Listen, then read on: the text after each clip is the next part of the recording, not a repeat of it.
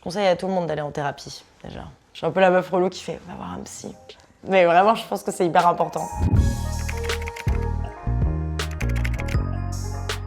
Mes copines filles, elles me mettent de bonne humeur. Hier, j'ai dîné avec 2 d'entre elles et en rentrant chez moi, je me suis dit que j'étais hyper heureuse. Je pense que la joie, ça se cultive parce que la joie, elle n'a pas la même définition à chaque étape de notre vie. Et donc, du coup, on apprend à se connaître. C'est comme une relation qu'on a avec soi-même. Et donc, du coup, forcément, on n'a pas tous les ingrédients dès le départ pour savoir si on est heureux et si on arrive à cultiver la bonne joie. Plus jeune, comme tout le monde, je vivais beaucoup dans l'instant T. Et maintenant, plus j'approche la trentaine, plus on va dire que je pose plus mes bases pour de la joie sur le long terme, en fait, que ça perdure. Mais on apprend de ça quand on a eu de l'expérience, quand on a été déçu, quand il s'est passé plein de choses dans la vie. Sinon, c'est pas drôle. On peut pas arriver déjà à tout connaître. Ma sœur de 18 ans, elle habite chez moi. Et la dernière fois, je sais plus, on s'est engueulé pour un truc de sœur et tout. Et je me suis vue lui dire non, mais tant que tu es sous mon toit, ça sera mes règles. Et je me suis dit, mon Dieu, mais quelle horreur, on dirait ma daronne, c'est horrible. Et je me suis dit d'un coup, mais c'est ça, être adulte, c'est être chiant, genre.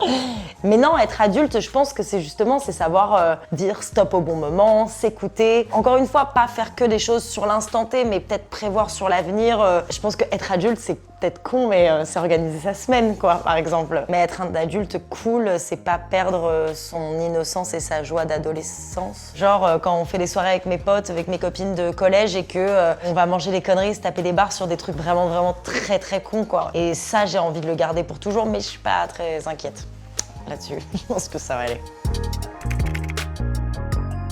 C'était pas facile pour moi de base de mettre mes limites parce que j'avais peur qu'on ne m'aime pas ou qu'on me rejette, voilà. Je pense que c'est quelque chose sur lequel je travaille encore, de mettre mes limites. Parfois je les mets ou trop tôt ou trop tard. J'ai pas encore la bonne recette quoi, du moment où je dois poser mes limites. Peut-être déjà un truc con, mais savoir dire non quand par exemple, tes potes te disent « Allez, viens, on va boire un dernier verre » et que le lendemain, toi, t'as une énorme journée de taf. Savoir s'écouter dans ces moments-là et savoir dire non et d'avoir des gens autour qui respectent ton non, je pense que ça, c'est le plus important. C'est s'écouter, quoi, se passer en priorité sur certaines choses. Mais maintenant, ça va beaucoup mieux, hein. Je conseille à tout le monde d'aller en thérapie, déjà. Je suis un peu la meuf relou qui fait « Va voir un psy ».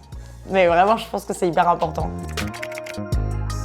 C'est vrai que moi, j'ai grandi avec beaucoup d'acteurs autour de moi, toute ma famille. Moi, j'ai adoré ça parce qu'il n'y avait pas de pression, justement. Ils m'ont jamais forcé à quoi que ce soit, donc quand j'étais plus jeune, je voulais être neurochirurgien, par exemple, parce que j'adorais Grey's Anatomy, ça n'a aucun sens. Et après, je voulais faire de la criminologie parce que j'adorais regarder les faits entrer l'accusé et tout ça. Je me suis rendu compte que c'était pas cool. J'ai commencé à prendre des cours de théâtre et j'ai fait mon truc un peu toute seule, quoi. Mes parents, ils étaient là, ils me donnaient des bons conseils, mais je pense qu'on est une famille saine parce que justement, quand on se retrouve en famille, on parle pas de ça. Bah, par exemple, je regarde jamais les films de mes parents.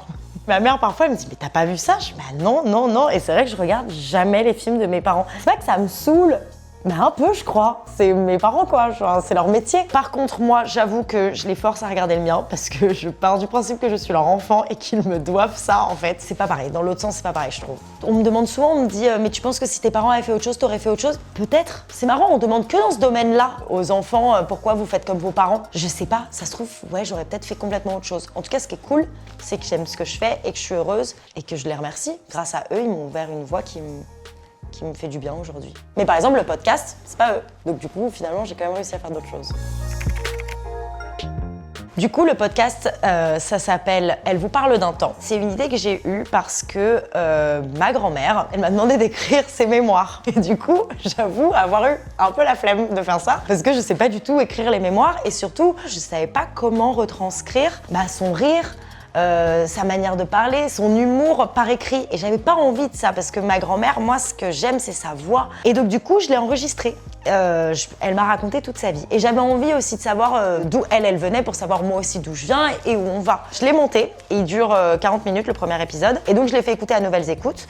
Et ils ont aimé et ils m'ont demandé de partir sur 10 femmes. Et je suis allée interviewer des grands-mères et c'était incroyable. C'était génial. Et j'ai adoré ce moment-là où tu poses ton micro et t'écoutes une femme te raconter sa vie pendant 3 heures. C'était assez dingue, j'ai adoré. C'est un peu un journal intime audio, voilà. Ça laisse une trace, une mémoire.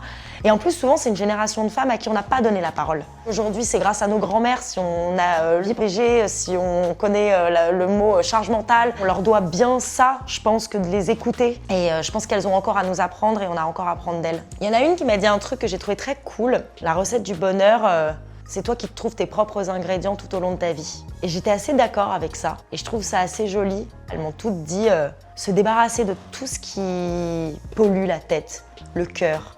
Se concentrer que sur les bonnes choses dans la vie. Le chemin pour être heureux, il est long et je pense qu'il faut accepter ça et kiffer. La transmission, c'est ce qu'il y a de plus important. Il n'y a pas plus humain que la transmission et plus important, je pense. En fait, je suis hyper heureuse de me dire le jour où moi j'aurai une fille ou un fils, bah je pourrais leur dire tiens, écoute, qui était ta grand-mère? Tu vois, genre je serais trop contente d'avoir ce truc-là à leur donner, en fait. Plus jeune, je faisais beaucoup de crises d'angoisse. Beaucoup. J'en fais encore de temps en temps, mais beaucoup moins. Et c'était un truc dont j'avais honte, j'en osais pas en parler. Mais après, je trouve que là, en 10 ans, on a quand même vachement... on a beaucoup évolué par rapport à ça. Mes crises d'angoisse, je pensais pendant longtemps qu'elles feraient juste partie de moi et qu'elles évolueront jamais. Et en fait, c'est pas vrai.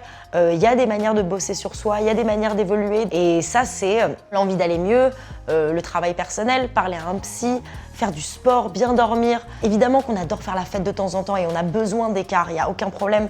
Mais quand même, de faire attention à son corps, c'est aussi de faire attention à sa tête. Et ça, moi, j'ai mis trop de temps à m'en rendre compte. Je sais plus sur quel site j'ai vu ça, sur Insta. Une étude dit que apparemment, les femmes, nous, pour être heureuses, il faut que tous les minimum 22 jours, on fasse une soirée avec nos copines.